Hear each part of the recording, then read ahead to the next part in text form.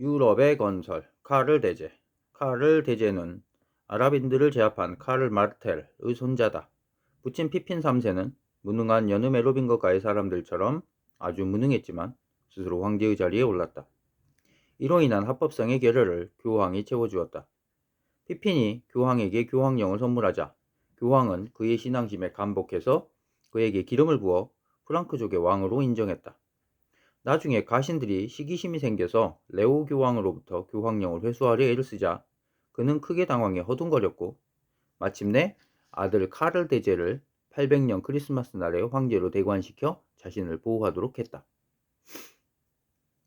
카를이 독일인들에게 물려준 유산, 황제의 관. 이로써 로마 제국이 다시 존재하게 되었다. 이 제국은 그 후에 1806년에 나폴레옹이 쳐들어왔을 때까지 거의 1000년 동안 지속되었다. 카를이 814년 사망한 뒤 프랑크 왕국은 왕권을 둘러싸고 끊임없는 분쟁에 휩싸였다. 그 결과 왕국은 독일과 프랑스로 분열되었다. 두 나라는 이제 나머지 지역, 즉 이탈리아를 서로 차지하려고 경쟁했다. 거기에서 독일이 승리했다. 하지만 이 일은 저주가 되었다. 왜냐하면 독일은 이탈리아와 더불어 교황 그리고 황제의 지위를 함께 받아야만 했고 평범한 나라 대신에 독일 민족의 신성 로마 제국이 되어야 했기 때문이다. 대왕으로 불렸던 독일 왕 오토 1세는 그래서 962년 황제의 관을 썼다. 이때부터 독일인들은 더 이상 제국에서 풀려나 자유로울 수 없었다. 그 결과 독일 제후들은 너도 나도 황제가 되기 위해 끝없이 싸웠다. 이 싸움은 대대손손 왕위가 승계되는 세습 군주국이 제때 성립해서 국토를 하나로 통일하는 것을 방해했다. 독일의 왕은 선출되었고 황제의 관은 주인이 끊임없이 바뀌었다. 중세 황제들의 순번은 다음과 같다. 10세기에는 작센의 백작들이 황제로서 통치했다. 이들의 특징적인 이름은 하인리히와 오토였다. 11세기에는 프랑크족, 그 일파인 잘리어족의 백작들이 황제가 되었다. 특정적인 이름은 하인리히와 콘라트였다. 12세기에는 슈바벤 백작들의 순서였다. 호헨슈타우펜과 특징적인 이름은 하인리히와 프리드리히였다. 13세기에는 모든 것이 뒤죽박죽이었다. 총체적인 경쟁시대였으며 대공위 시대의 독일 역사상 1254년에서부터 73년까지의 국왕이 제대로 추제되지가 않아서 제위가 사실상 공백 상태였던 시대입니다. 가 끼어 있었다. 1347년에서 1437년까지 90년 동안 룩셈부르크 가문의 카를 4세와 그의 아들들이 수도 프라하에 거주하면서 제국 전체를 통치했다. 1438년부터 황제의 관은 합스부르크가에서 계속 승계하기로 결정되었다. 이것은 합스부르크가의 프리드리히 3세가 장기 집권한 덕택이었다. 그는 독일 군주들의 명예욕을 잠재우고 마침내 자신들이 황제가 되겠다는 생각을 아예 잊게 할 정도로 오랫동안 황제의 자리에 있었다. 그러나 그의 나라 대신에 영국과 프랑스가 유럽 현대 국가들의 모델이 되었다. 이 나라들에서 민주주의가 고안된 것이었다. 이에 비해 독일은 특수한 길을 걸었고 여기서 특수한 길이라고 하는 게 막다른 골목으로 이어진 길이라는 의미를 가지는 역사가들의 전문적인 소거랍니다. 지각한 국가. 너무 늦게 오는 자는 목숨으로 값을 치른다라는 의미의 전문적인 소거가 되었다.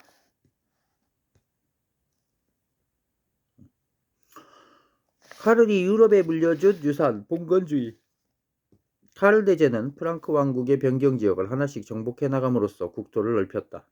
그는 이 새로운 점령 지역을 봉건주의로 포장했으며 이로써 새로운 유럽 국가들을 세울 수 있는 토대를 마련했다.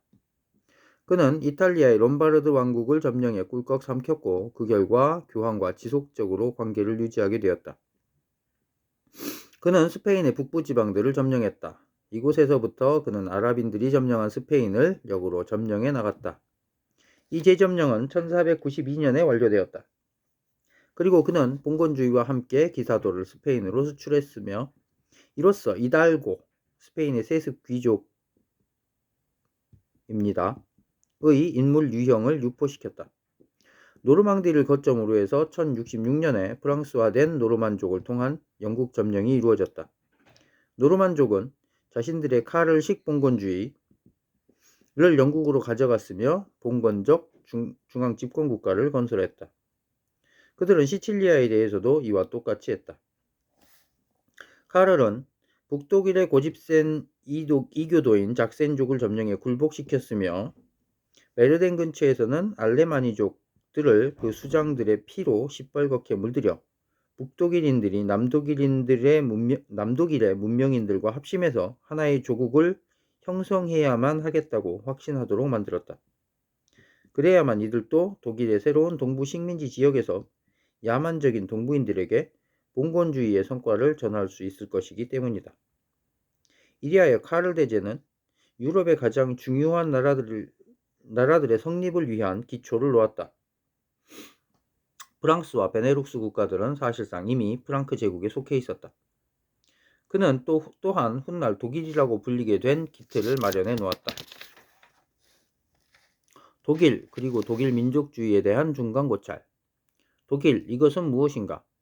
1871년 독일 제국이 성립할 때까지 그것은 아무도 말할 수 없는 미지의 것이었다. 독일은 없었으며 신성 로마 제국만이 있었다. 그러나 거기에는 이탈리아, 보헤미아, 동프랑크 제국, 베네룩스 국가들, 스위스, 그리고 오스트리아도 속해 있었다. 확실히 독일 왕은 있었으나 그는 체코족과 로트링겐족, 그리고 네덜란드인들을 함께 다스렸다. 나중에 존재하게 될 영국이나 프랑스 같은 유형의 독자적인 독일은 없었다.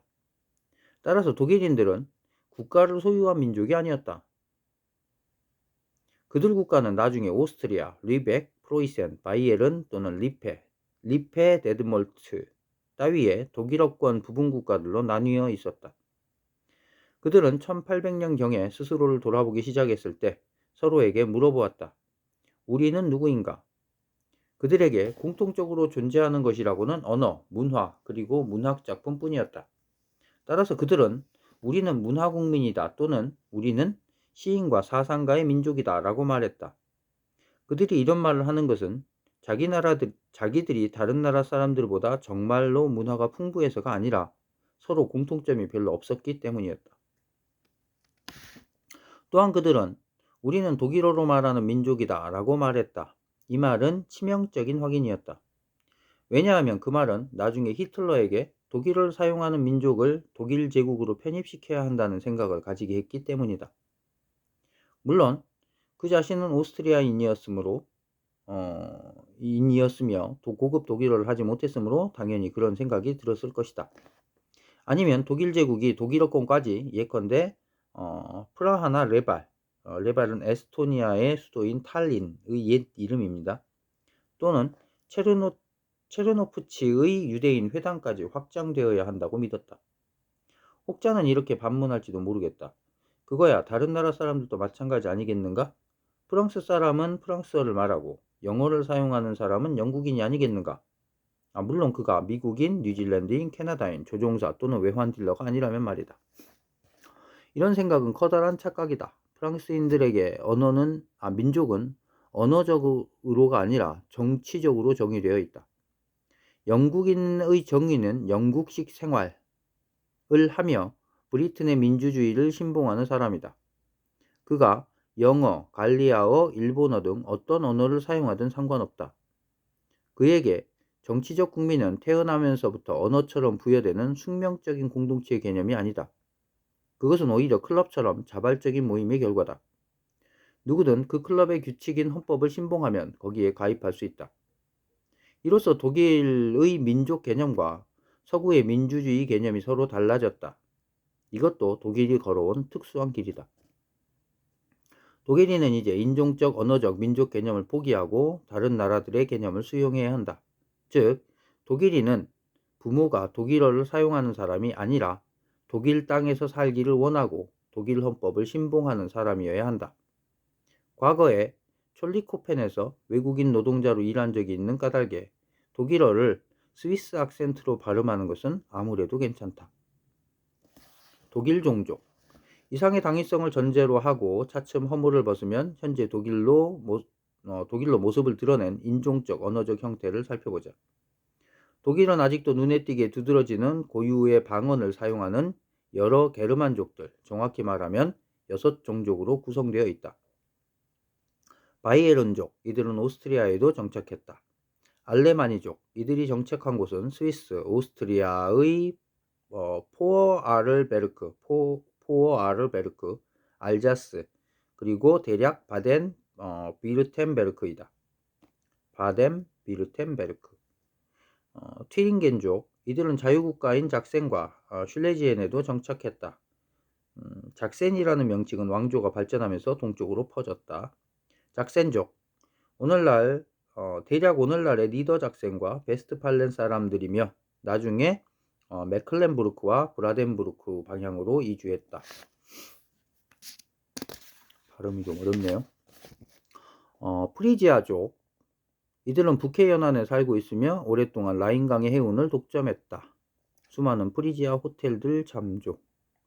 복잡한 종족인 프랑크족, 이들은 라인, 마인, 모젤, 니더, 프랑크족으로 세분화되며 바이에른의 프랑켄족, 헤센인, 펠처인, 로트링겐인, 잘레랜더, 라인랜더, 프라만, 룩셈부르크인, 그리고 네덜란드인들의 선조이다.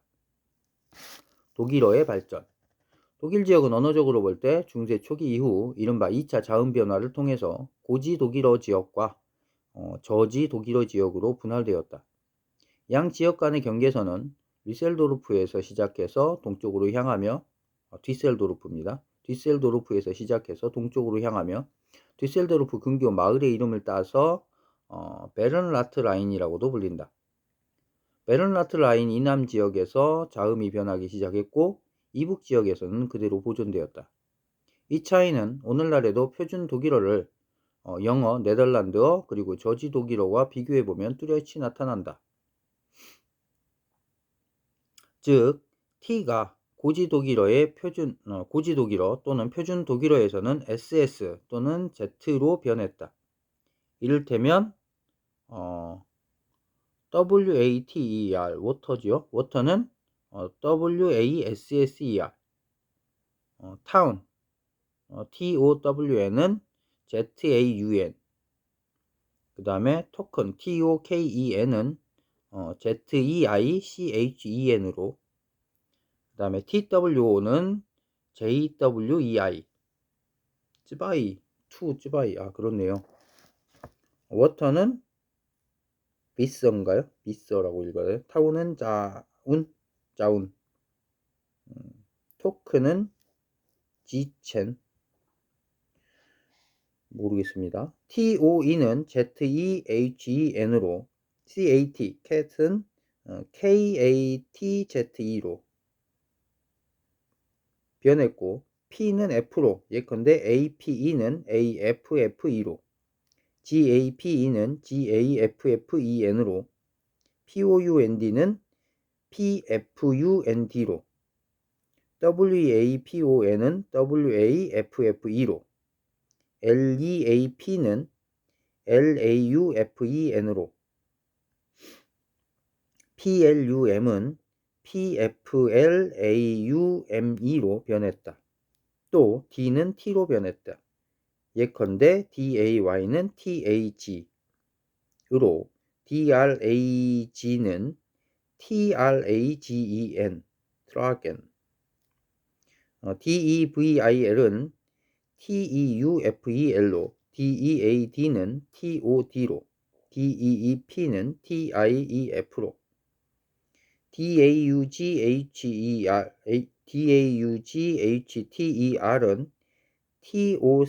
TOCHTER로 변했다. 그리고 옛 TH는 표준 독일어에서는 T 또는 D로, 예를 들면 THREE는 DREI로, THOU는 DU로, THRASH는 DRESCHEN으로, THINK는 denken으로, thing는 ding으로, thanks는 danke로, 그리고 thick는 dick로 변했다. 독일어를 배웠는데 몇 개 빼고는 못 읽겠습니다.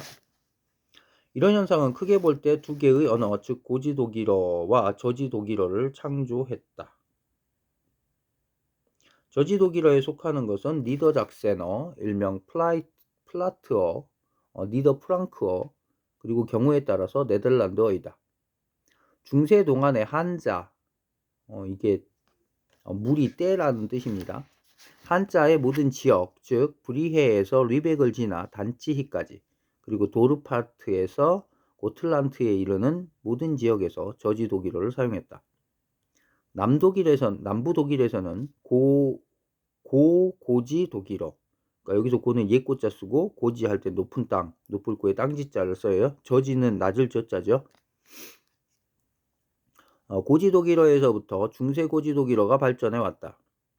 이 새로운 언어로 발터 폰 데어 포겔바이데의 사랑서정시와 니벨룽게는 노래, 그리고 볼프람 폰 에션바흐의 파르치발이 저술되었다.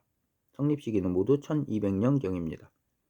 독일인들이 오늘날 사용하는 표준 독일어는 남부 독일어가 약간 부드럽게 변화된 형태이다. 이 언어는 모순되게도 루터의 성서 번역과 더불어 북독일에서 먼저 사용되었다. 왜 하필 그곳인가? 북독일이 프로테스탄트화 되었고 성서를 읽었기 때문이다. 성서를 읽기 위해서 사람들은 사실상 새로운 언어를 배워야 했다. 그들은 평소에 저지 독일어로 말을 했기 때문이다. 이 덕택에 표준 독일어는 남부 독일어가 원래 가지고 있던 방언 발음의 영향을 덜 받았다. 따라서 표준 독일어의 저지 독일어적 발음은 모든 독일의 표준이 되었다. 이에 비해 남부 독일에서는 토착적 고지 독일어의 방언과 악센트가 살아남았다. 반면 북부 독일에서는 저지 독일어가 사실상 완전히 사라졌다. 언어적으로 고립된 몇몇 지역을 예외로 하고, 그러나 이 저지 독일어의 아버지인 영어는 세계어가 되었다. 물론 그를 위해서 영어는 우선 프랑스어와 교배되었고, 이로써 저지 독일어와 프랑스어의 잡종이 되어야 했다. 좀 복잡하네요. 로망스어의 발전, 프랑스, 이탈리아, 그리고 이베리아 반도에서는 라틴어로부터 라틴계 언어들이 발전해왔다. 프랑스 북부의 오이러와 남부의 오크어 지역으로 분할되었다. 북부에서는 프로방스어가 미네징거, 즉흥적인 연애시를 지어서 부르던 중세 독일의 시인 겸 작곡가 미네징거, 어떤 특정인을 얘기하는 게 아니라 그런 사람들을 얘기하는 거예요. 미네징거들의 언어가 되었다. 그리고 마침내 파리 근교 일드 프랑스 지방의 언어가 승리했다. 이탈리아에는 수많은 지역 언어, 이를테면 나폴리탄어, 로마어, 베네치아어, 롬바르드어, 그리고 토스카나어 등이 있었다. 마침내 피렌체의 토스카나어가 승리했다. 이베리아 반도에서는 바르셀로나 지역의 카탈루냐어, 중앙부의 카스티아어, 그리고 갈리시아의 갈리시아어가 있었다. 마침내 카스티아어가 스페인에서 승리했고 갈리시아어는 포르투갈어가 되었다. 동부 지역에서는 남슬라브족이 정복한 뒤로 로망스어는 루마니아어만 살아남았다. 중세사회와 생활형식. 중세사회는 피라미드꼴의 위계질서 체제를 이루고 있었다. 최정상에는 귀족들이 있었으며 이들 내에도 위계질서가 존재했다. 즉 최정상에 군림하고 있는 황제 밑으로 왕, 공작, 병경백작, 백작, 그리고 기사들이 피라미드꼴을 이루었다. 그 다음에는 도시에 자유시민들이 있었는데 이들 내에도 고유한 위계질서가 있었다.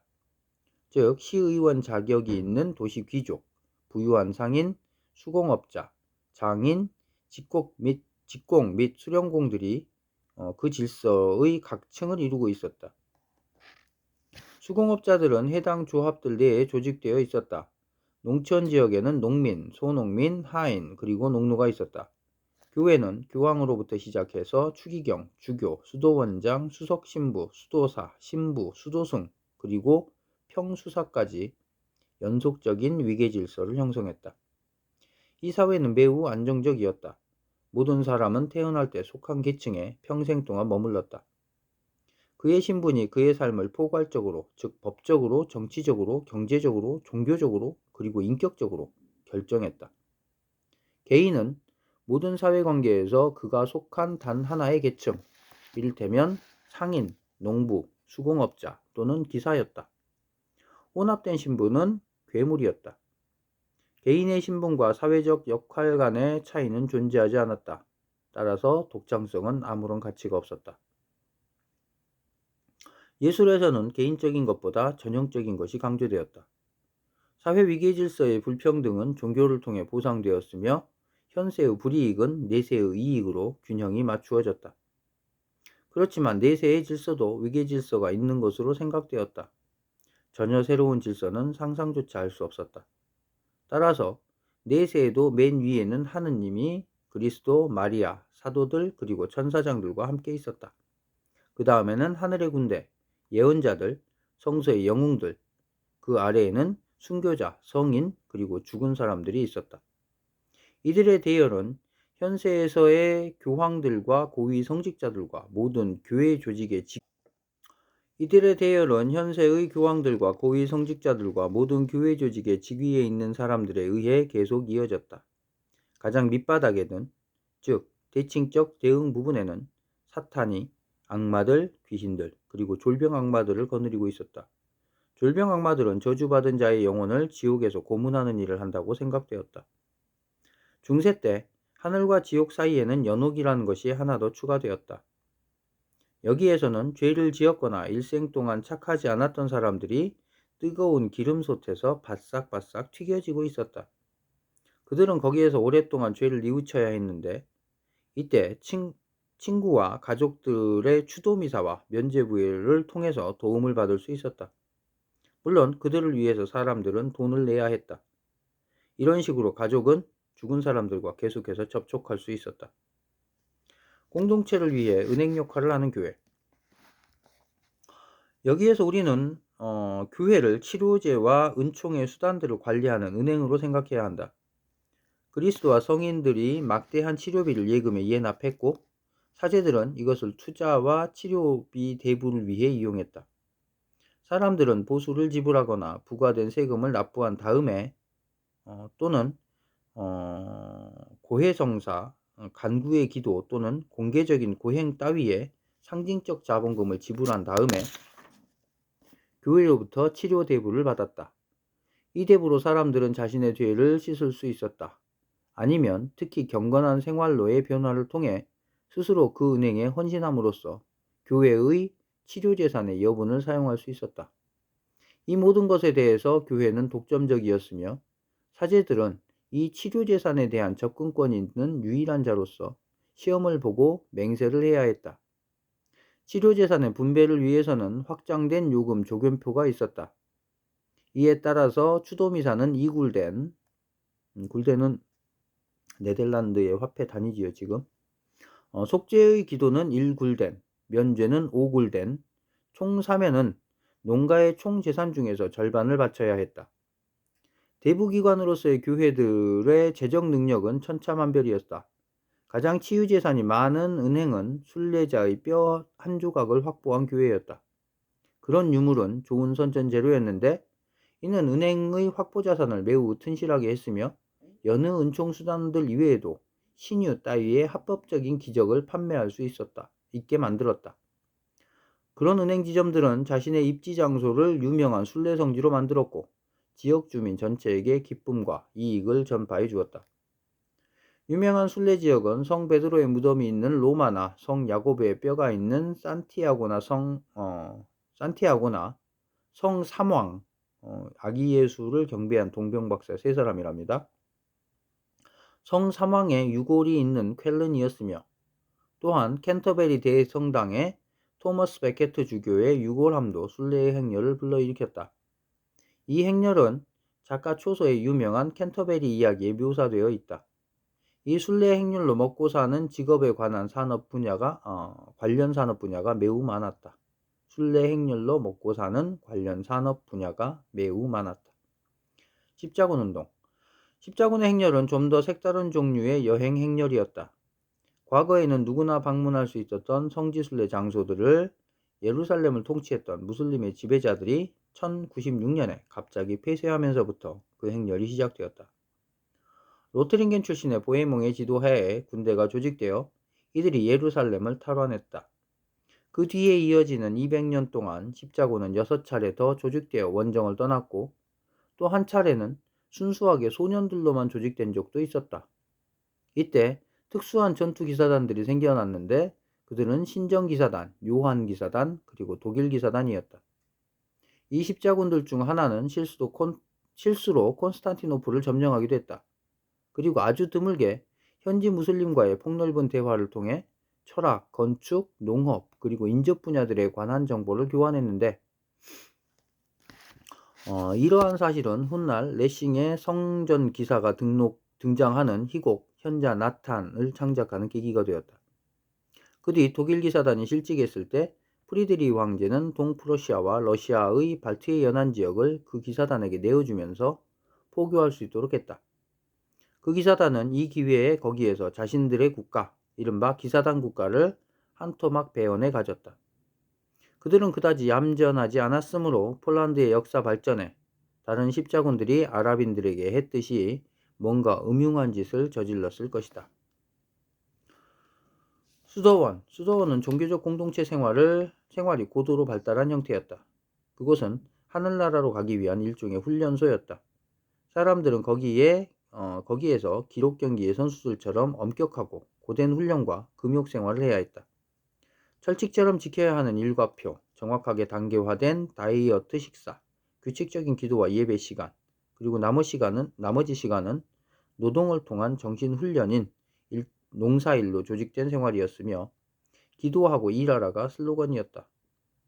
요컨대 엄격한 규율에 따른 삶이었다. 이 규율의 종류에 따라 수도원은 엄격하거나 온건한 또는 개화되거나 금욕적인 수도원으로 구별되었다. 최초의 수도원은 베네딕투스 수도회로 529년에 베네딕투스가 몬테카시노에 세웠다. 이 수도원 소속에 영향력 있는 수도원 하나가 프랑스의 클리니에 있었다. 끊임없는 개혁 의지에 따라서 수많은 수도원들, 즉 카타리나, 시토, 아우구스티누스, 카르멜, 트레몽트레 수도원, 그리고 프란체스코와 도미니쿠스의 탁발 수도회가 새로 성립되었다. 이 중에서 탁발성 수도회들은 나중에 이단 및 마녀 사냥 전문가가 되었으며 이따금씩 인종차별적 대학살을 선동하는 일도 서슴지 않았다. 한때 수도승이었던 루터도 동족들을 향해 제국 크리스털의 밤 1938년 11월 9일에서 10일 사이에 유대인에 대한 전국적 테러가 이루어진 밤을 뜻하며 부서진 유리창 조각에서 유래.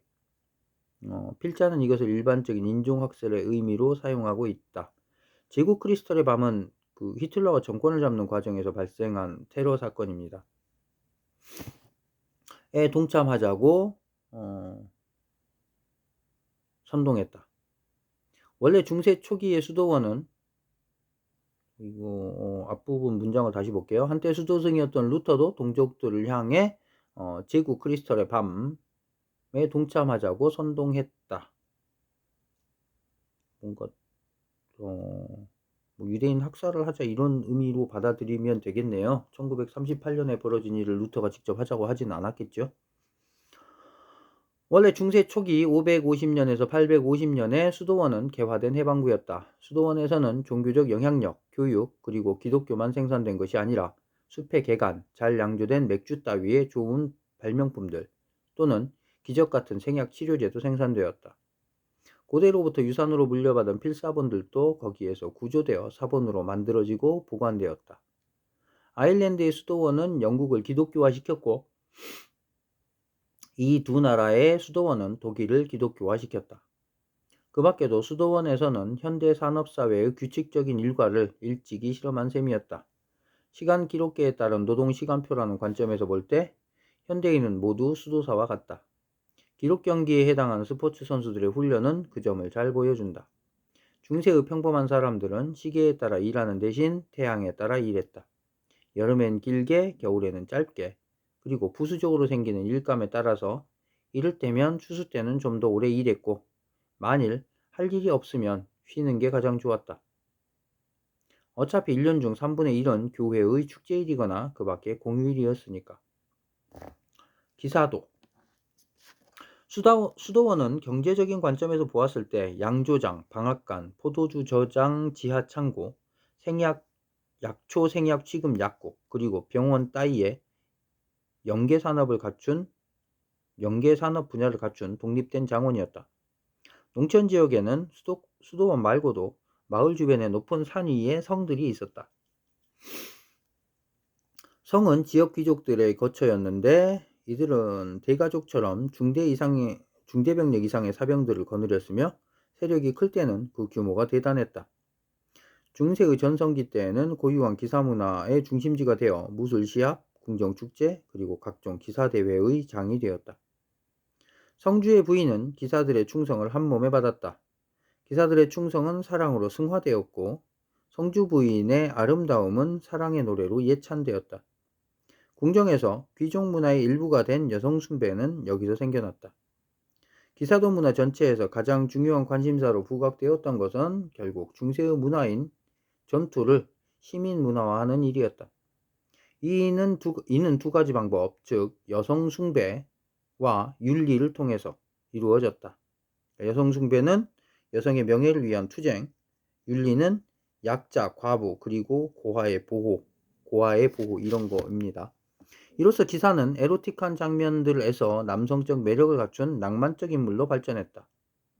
자신의 여주인을 위해 죽음을 무릅쓰고 가난한 자와 약자를 위해 희생하며 행동과 사고가 대범하여 목숨을 아끼지 않고 항상 투쟁하며 끝까지 충성하는 매너도 매력이 넘치는 호감을 산다. 이것은 유럽 문화에서 남성적 매력의 이미지를 지속적으로 채색했다.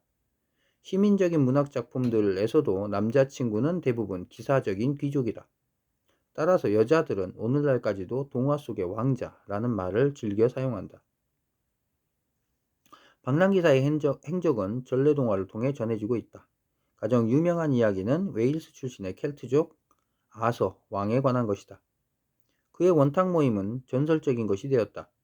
그는 지역 최고의 기사들, 이를테면 랜슬롯, 트리스탄, 가웨인, 에레크, 갤러헤드, 퍼시빌, 그리고 마법사 멀린을 소집해 자신의 원탁에 앉혔다. 기사대회에서 다른 동료들보다 자신의 우수함을 과시하려면 그들은 아주 특별한 잔, 즉 성배를 먼저 차지해야 했다. 그러나 이 목표에 도달하는 대신 트리스탄은 이졸데와 사랑에 빠졌다. 그러나 그녀는 그의 삼촌과 약혼한 사이였다. 어찌되었든 간에 기사들의 덕목은 더 이상 예전의 것이 아니었다. 랜슬롯은 아서의 부인 귀네비어와 불륜을 맺었고 그 결과 성배를 차지하는 데 실패했다. 이것은 불신을 낳았고 이런 경우에 늘 그렇듯이 원탁의 기사들의 우정은 깨어졌으며 서로 칼부림하며 서로의 칼에 몸이 산산조각나 모두 죽었다. 문학가들은 그것을 기사도 덕목이 쇠락하는 것을 상징한다고 주장한다. 실제로 기사도의 덕목은 봉건주의 가신들을 상대할 만큼 성장하지 못했음을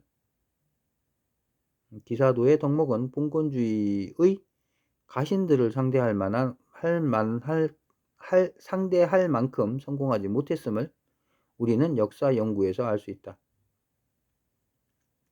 이 아서왕 이야기는 오늘날까지 동문학, 프랑스 문학, 영문학, 그리고 음악학에서 연구되고 있다.